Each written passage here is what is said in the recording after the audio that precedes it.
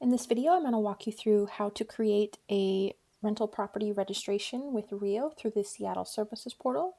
So start by going to services.seattle.gov and sign into your portal account. Then from the home page, we're going to scroll down to rental housing registration. Select rental property registration and continue application. On this page, we're going to search for the rental property address by entering the street number and the street name and hit search. If there's only one option for that address, it will auto-populate. If you get a list of options, then choose the correct one and select. If you have any trouble on this step, please don't hesitate to reach out to the RRIO team. There can sometimes be issues with certain addresses, but there are ways we can help you on the back end to get past that. Then down here, we have an option to enter a pre-registration number. So if you received an invitation to register from us, this is where you'll enter that number here and then continue application. And now we need to enter some contacts. So we need at least 3 contacts. We'll need an applicant, and that's the person creating the registration. We'll need an owner, so the legal owner of the property, and then a tenant contact for repair. So that might be the owner themselves, or it could be a property management company, whoever the tenant would reach out to if they needed help making a repair in their unit. So we're going to come down here and start entering our contacts.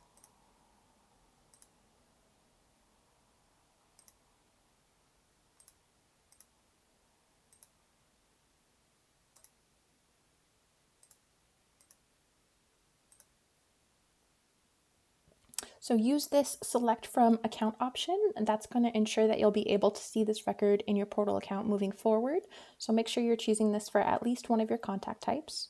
Then you can also choose add new to create a new contact, or look up to search through our database of existing contacts. You can have more than these 3 if you would like, but you need to have at least these 3 before moving on. So now that we have those entered, we're going to continue.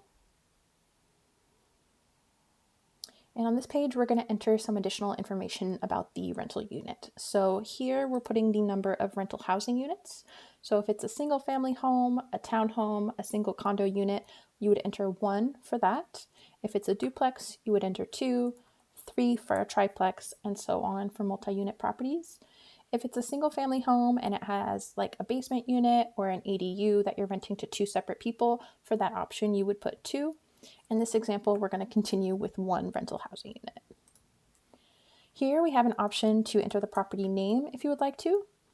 And then it asks, is this a newly constructed or substantially altered property? So if it's newly constructed within the past 2 years, you would select yes.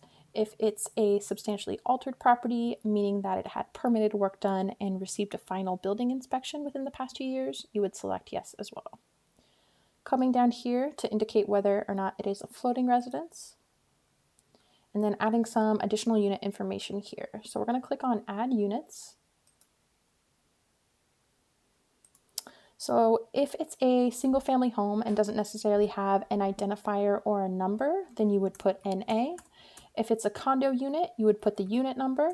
If it's a townhome or a duplex and it has a unit A or a unit B, you would enter that. In this example, I'm going to continue with NA.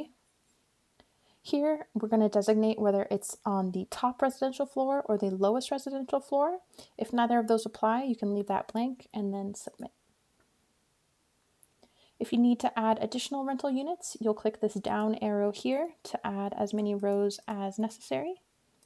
And then now we're going to come down here to declaration information. So click this box here to declare that your property meets the RRIO checklist standards.